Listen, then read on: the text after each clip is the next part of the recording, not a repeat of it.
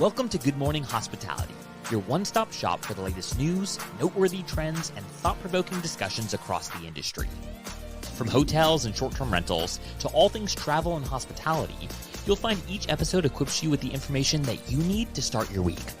Join us on Good Morning Hospitality every Monday, wherever you get your podcasts. Hey, Good Morning Hospitality listeners. We are back with incredible offers from Sojo and TravelNet Solutions just for you. Sojo's making amenity management a breeze. Connect your reservation calendar, choose from their eco-friendly amenity catalog, and leave the rest to them. Assembly, organization, delivery, all on autopilot. And exclusively for you, our listeners, enjoy a 30-day free trial of Sojo's game-changing service. As for TravelNet Solutions, they are revolutionizing property management with their Hospitality Hub. It's a complete integrated solution for modern hospitality needs. Dive into this powerful platform and see how it can transform your operations. Exclusive access for our listeners at goodmorninghospitality.com/partners, or you can just grab the link in our show notes. Stay on top of your hospitality game with these unbeatable offers from our partners. And now, back to the episode.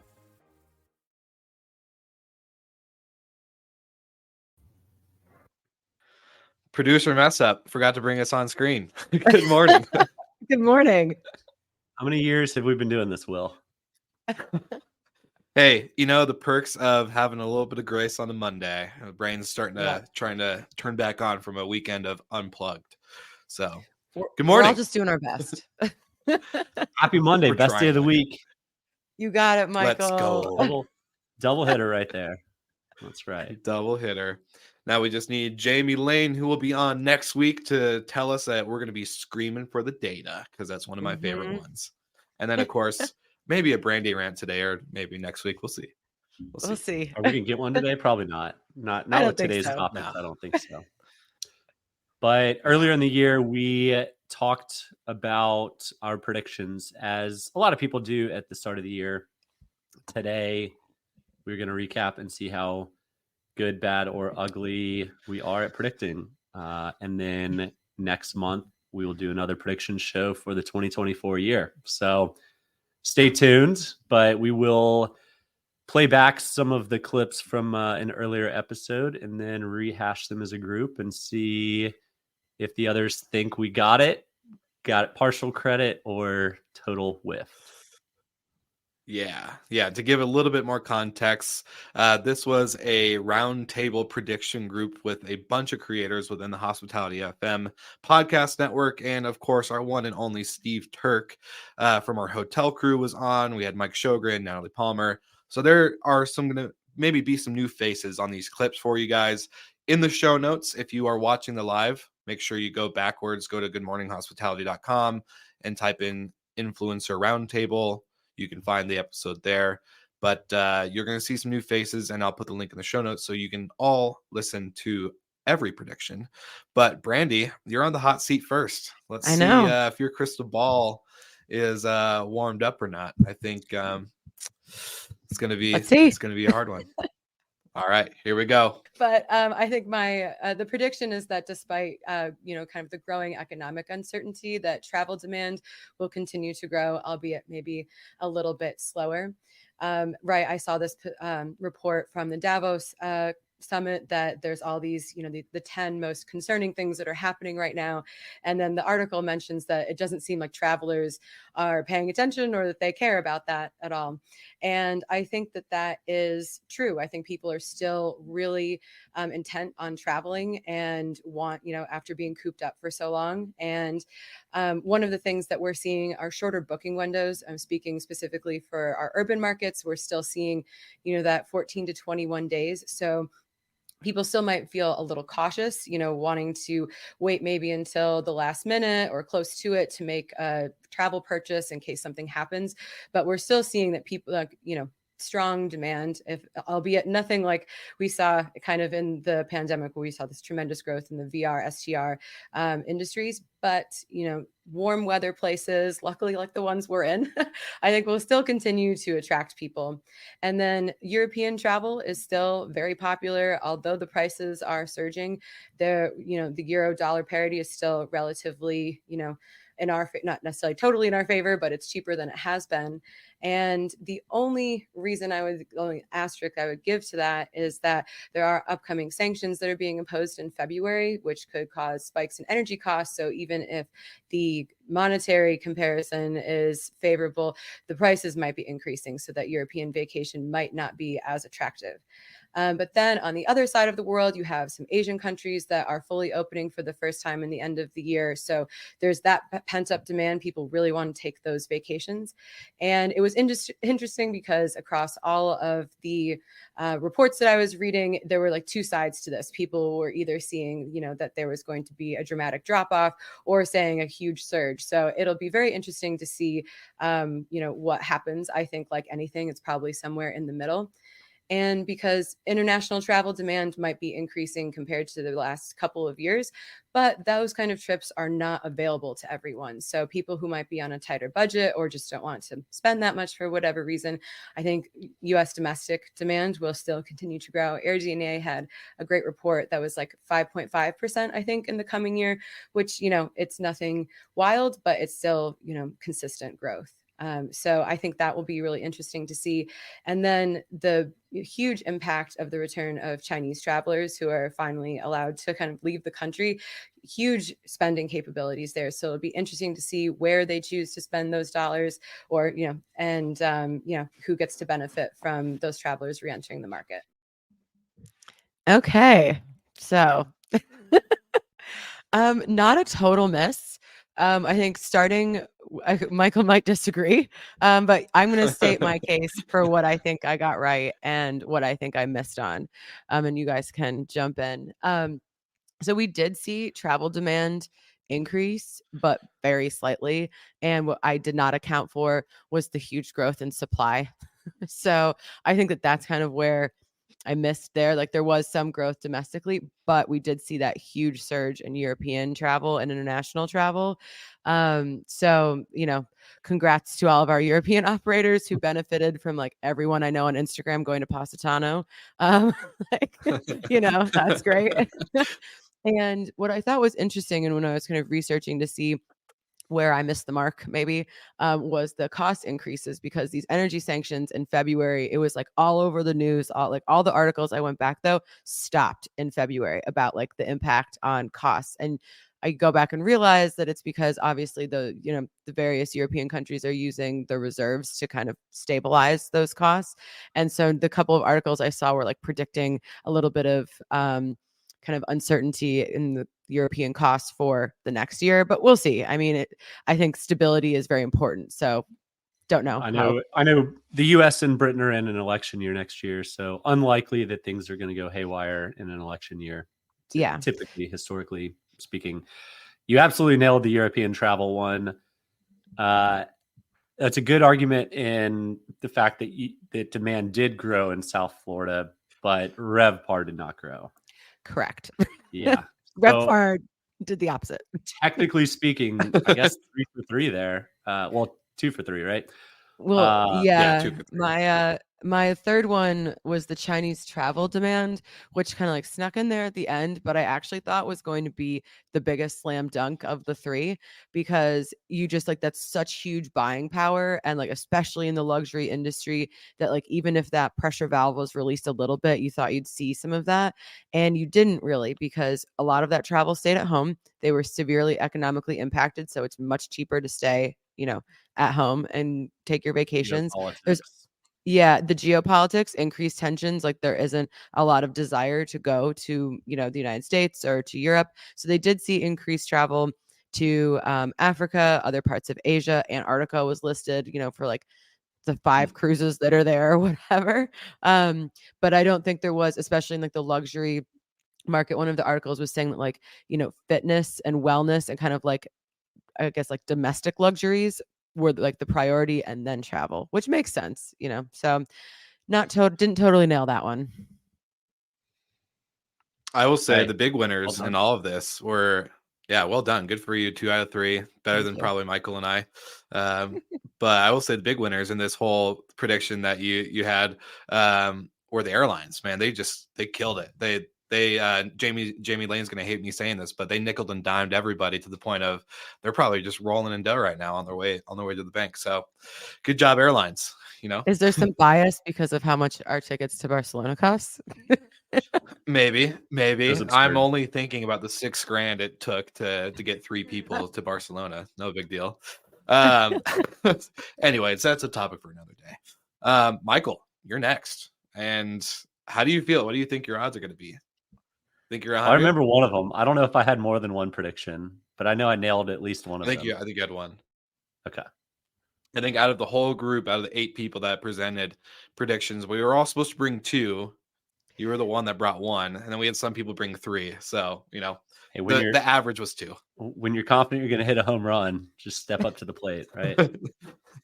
There you go. All right. Well, let's tune in for Michael's clip, and for all of our live viewers, put us in the comments. 1, where are you coming in from? Where are you listening to, or where are you listening from?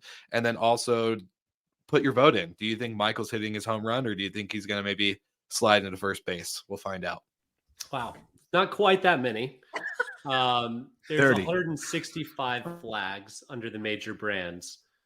Accor has 40, Marriott has 30, Wyndham has 26, Hyatt has 22, Hilton has 18, IHG has 17, and Choice has 12. 60 of these brands were added in 2019 alone. So all of these flags are really now trying to differentiate. And the proliferation of these brands is happening because you can't, when they sell a franchise, you can't have more Marriotts on the same block, on the same street. So they need a different chain, a different brand, a different feel, so they can own the whole block. And by them being able to add more flags and more brands, they can capture more market share in said markets.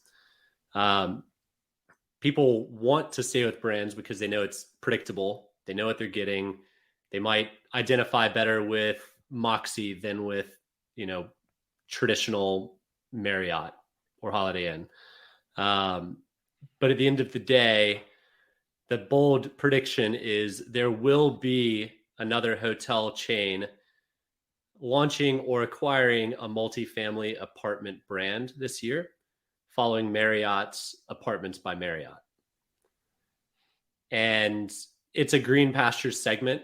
There's some long-term stays, but no one's really diving in on the hotel brand going after Airbnb's, playground. So it's green pastures. These parent brands or flags can just spin off and start adding them, buying, one of y'all's companies, or creating their own, like Marriott has done with apartments. So I don't think it's that bold. I think it's almost certain to happen, but we'll see. I'm going to ask you, when do you think, if it's almost certain to happen, when do you think, give us to save a little time, I'm just going to take off the rest of the clip. It was a lot of back and forth on timing, giving Michael a little bit more pressure on being a bit bolder on his prediction. But Brandy, actually, Michael, Brandy got to defend her case. Go ahead and defend I was yours. actually curious what I said on timing, how long it would have taken, but it took 9 months and 29 days before Hyatt announced the launch of Homes and Hideaways. So poking around on Homes and Hideaways, doing a quick search of Miami, it resulted in 0 properties. There were some a little bit more north, like literally 4 properties in South Florida. So I would say this is very early days, but it has officially been launched. So I will check that box. Yeah. Pat myself on the back. Great job, Michael. Yeah. So, I think this is a trend that only makes sense. We still don't have a brand that leads the way in vacation rentals, but sans Airbnb, in America, and booking an Airbnb in Europe, and Vrbo and destination markets. But aside from the OTAs, there's not a household name that anyone could recognize. That's where the hotels come into play with Hyatt, with Marriott. And, as an operator, Brandy would love an update on how Marriott's doing. We've seen some shade be thrown their way from a shade thrower, but curious your take there. And then any word from Hyatt and connecting with them.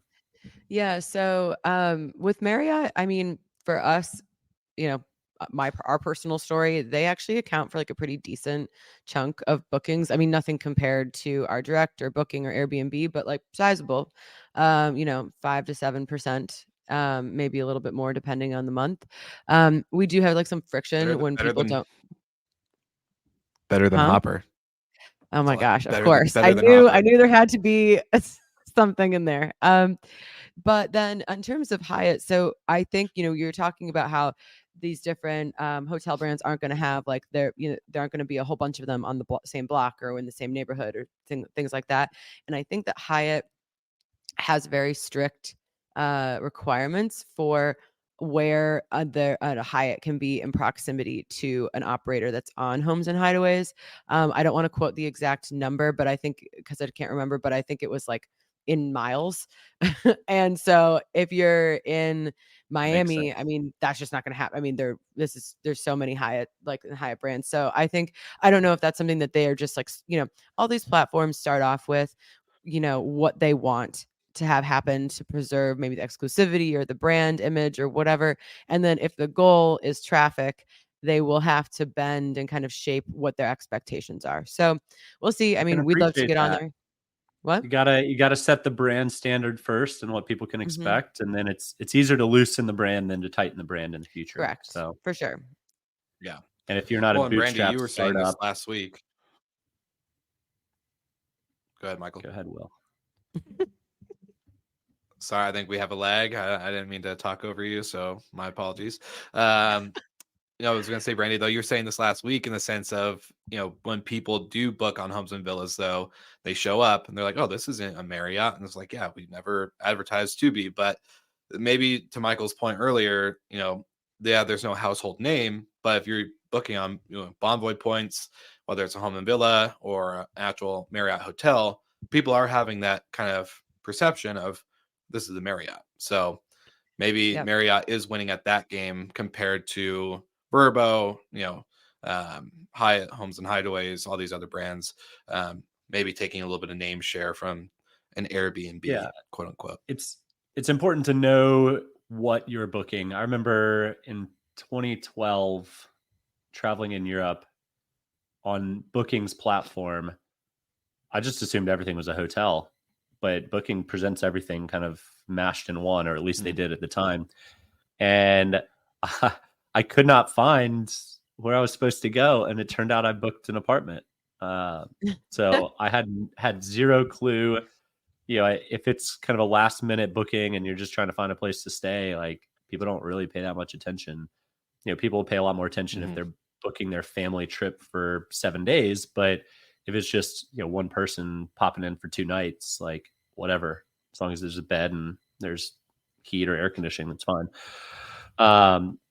But I was going to say, like, some of these big platforms, Marriott, Hyatt, can slow play and really establish the brand much more so than a niche micro OTA that really just has to grab anything and everything they can because they're on the race against the clock. Whereas Marriott could kill Homes and Villas tomorrow and it not be that big of a blip on their radar. I don't know if that's true or not. It'd be news, but it's not a massive line item on their P&L. Yep. Yeah. It'd be news for us to cover on a Monday show, but probably to them and their users, it'd be like, all right, back to hotels we go, pretty straightforward. All right. Well, all right. Well, sweet. Last but not least, I think we're lagging. So, yep. All right. Yeah. My prediction, I had 2, as I was told, due to the homework, but I'm already going to say I already know what my outcome was. So give me a little grace on this clip. But for all of our listeners, again, if you have any thought, do I hit a home run? Do I slide into first, or do I go up to bat and swing, miss, and walk back to the bench. But I will say I wrote down 3 predictions, being scared that everyone else is going to mention their prediction first. But there was one prediction that I am kind of putting out there, and I want to see everyone's faces on this to go into. It's going to be 2 of them, but the big one is going to be Vacasa. So obviously Vacasa, not to like dig at them, and I'm not trying to do that. It's more of a prediction of what they're going to do because they do get a lot of headline and spotlight news. So my prediction with Vacasa, they did this big layoff. They had gotten rid of a lot of employees. It was big news right before VRMA, I believe. And my prediction will be that they are going to let go of homes and properties without density or actual gaining revenue. And then they're actually going to start building rather than buying. So they let go of a lot of their acquisitions team. My prediction is that they're going to go into building kind of a condominium, apart hotel buildings, which is what they're known to be better at rather than single family homes. And in order to become profitable, they're also going to start looking obviously to build the bigger buildings, multifamily structures, but then they're going to become more of an OTA, trying to compete with Airbnb, and trying to be, of course, profitable. I think that's my big prediction for this year / going into next year, because obviously building buildings takes a lot of time and money. But I also think that they are just trying to focus, and not like Sonder, where they're trying to do a mass release model and do all these buildings. They're actually trying to build, own, because guess what?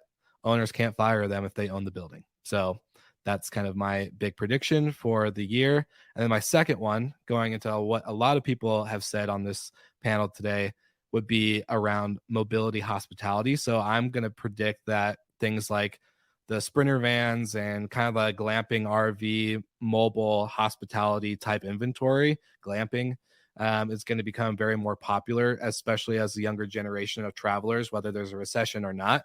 They're renting, they're spending their money with experiences rather than anything else. So what better experience to do while you're young, dumb, and broke is to hop in a Sprinter van with someone, whether it's a significant other or a friend, and hit the road. And guess what? If you can't afford gas, then you can at least camp out and wait until you get your next paycheck in order to move on to the next spot. So I think that's going to be the next big thing for hospitality, such as like experiential hospitality. So All right. you get to defend What do you yourself. guys think? How'd I do? All right, defending myself. I will say personally, Vacasa was a big swing and a miss. I don't think we're seeing that happen. So my bold prediction was that they would mostly become an OTA and obviously build their own properties due to lack of being able to get fired. We haven't seen that. So, I'll take that L. I'll take that L for sure. And I think I kind of hit. I will debate that I kind of maybe have lost the second prediction a little due to companies like Cabana that are basically going out of business. Cabana, for anyone listening or tuning in, they're a kind of a Sprinter van company that you turn into a short-term rental. Basically, there's a bed, there's a shower, there's a kitchen, all the stuff. They're going out of business. They're looking for funding. If they can't find funding, they're pretty much SOL. I still think it's a popular category, but it's a very hard category to lead the charge in, as we're seeing with all these other things. So I will say I got maybe a quarter of my predictions right. That's my defense. I'm going to give myself a little. I will. Go ahead, Michael. Go ahead. In terms of getting them right on what played out, yeah, you whiffed. But in terms of what should have happened, Vacasa should have listened to you, right?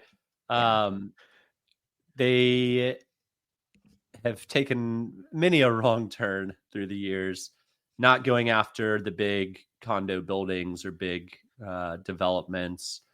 I mean, you have to have a good track record, and I guess the developers could look at what rate of return they have compared to the market, and it's not there, or talk to other homeowners of properties they manage, and their reputation's just rough. Like, I may be an outlier here, but I was really rooting for Vacasa to come through and win and build that brand, that national brand, because without them doing it, it makes it a heck of a lot harder for anyone else to do it. So 100%. Anybody throwing shade at Vacasa is dumb. You're very short-sighted. But a lot of the criticisms are very fair. They don't manage properties well. They don't drive a whole lot of revenue. They churn homeowners left and right. So going after the buildings would have been the smart move. And they probably were going after them. They just were unable to get them. The other aspect, it's obvious that any van company was a massive bubble coming out of COVID. Like, Yeah. flashing red lights. 100%. This is a bubble that people are not going to always want to stay in a van. I will That try said- to debate, like, not okay. Hang on, keep let me going. finish. That said, the outdoor segment is booming. So there are incredible properties, and we had the pleasure of speaking with Sam Shank on the show a while ago, but we also all spoke with him last week. And one of the biggest things for him was making sure your properties are differentiated. And the best way you can do that, the outdoor segment is fantastic at doing this. So shout out Ben Wolf with Onera as a great example of something that's kind of truly one of a kind that people are clamoring to get into and go stay at. So I won't mark that totally an X for you. You missed the car one, but you checked the box on the outdoor. Yeah. My thinking was that the mobility side, like the vans and I'll also say we have seen a kind of a pickup in RV type where like these are RV channels, OTAs are popping up kind of like left and right now. But not to contradict everything, I was thinking that this type of kind of segment in the mobility, hospitality, experiential outdoor space would lead into the outdoor, like the domes and the the glamping experiences, the Oneras out there. Thinking like that's such a cool experience. You hop in a van, you maybe have a 3-day trip, you stay overnight, and then you get to your destination, you spend however long. But that was my thought. Brandy, do you think any different on how I did? No, I agree with both of your assessments kind of on this. Like, I think that you had, like, you should have been right in some cases. And I also really agree that, we talk a lot on here about, Vacasa and Sonder, who are obviously just kind of like the most like public companies in our space. And it's very easy to criticize when you're not in the situation that they're in. I also agree with Michael. There's just been like wrong turn after wrong turn. But yeah, I think that hoping for their demise does not serve our industry at all. So I hope when we do our predictions for 2024, that like people listen. We're smart. Yeah. The public markets will listen to what we have to say and save our industry reputation. No, but I think, the outdoor stuff, I totally agree. Like that like vans, maybe not, but the whole outdoor movement. Yes. So, that's what happens. You took a risk being so specific, and sometimes those risks are rewarded, but you gotta, you miss 100% of the shots you don't take. So Amen. Well, hey, I personally would love to grab a what do you call them? A group of those vans and put them in Colorado. I think that would be fun to run. That I think in itself, we have a beautiful state here. The more the longer I live in Colorado, the more I'm like, yeah, I really do like this is home now. And there's so many beautiful places. So, maybe we just move those Sprinter vans instead of going globally. We just start local. Let's just get those things back to profitability. Get to a good local, neighborhood brand, your neighborhood Spider-Man, and see what happens from there. But your next business venture? Are you looking for a new opportunity? Maybe. Yeah, recreation rentals expands into mobility. Let's just go there. Yeah, no, it's gonna be fun. What do you guys think? I want your opinion, and any, again, live viewers, feel free to tune in, but or chime in. But curious for predictions for 2024. Do we bring back the same group, or do we pick a new name, group, and face that maybe don't get to share their voices as often as we do? Should we explore out? What do you guys think? I think it's great. I think we got a good, well-rounded mix of the hospitality. Maybe we just keep it in the hospitality network, the Good Morning Hospitality Network. Mm-hmm. Yeah, it was fun seeing all of those faces back again. It's such a interesting group of people, like all different kind of like nooks and crannies of the industry. And I think that Yeah, I think Mhm. keeping it in the Hospitality FM family could be nice. And then we can see our other, our brother and sister shows, see what their predictions did, how they all played out. Yeah, let's do that. Let's do that. I'm scared to have Jamie on for a predictions episode because he has so much data to back his predictions. That's where I'm like, next week when we We'll have have to him make for him all the make a prediction without data. Yeah. No, yeah, no data a Just on blind predictions. your guess. feels. Just on your Yeah, emotions. No. trust your Um, I feel Jamie. like it'd be Instead of screaming fun for data this week, we're screaming. Go ahead. for no data. No, I was saying we can each we should each lobby a prediction at him and just have him eviscerate it, shut it down. It'll just be so I've Jamie, done come with that The all the judge, once. the data. jury, and executioner. I've done that Exactly. once. It didn't work out for me. I owe him my house. So Yeah, don't Yeah, bet I anything. forgot about that. whoops. Learn that lesson real quick. Well, hey, this has been fun. I love recapping the year. It's so hard because we're so for the listeners and my point of view and perspective of the show, we're so in the current day topics, right? The trends, the current announcements, the things are about to announce, right? We're very in the moment show. So to sit back and actually go back and reflect on this and like watch this, it was kind of fun for me. It's like, oh, I kind of forget that we did this because it was so long ago. So I appreciate you guys, taking the opportunity to admit if you were wrong or right on this whole episode. It's a fun time. Humbling. Humbling for sure. Well, to wrap it up, thank you to our sponsors, TravelNet, and of course Sojo, the one and only, the ones that we couldn't have predicted to have joined our podcast and make everything so much fun and creative. And speaking of Sojo, actually, we got to hear from Andrew Linjosic last week, who was the winner of the happy hour giveaway, and it sounds like the happy hour team and the housekeeping crew are getting together and they're about to have their happy hour to kick off 2024. So congratulations Love again, that. Andrew, if you're listening.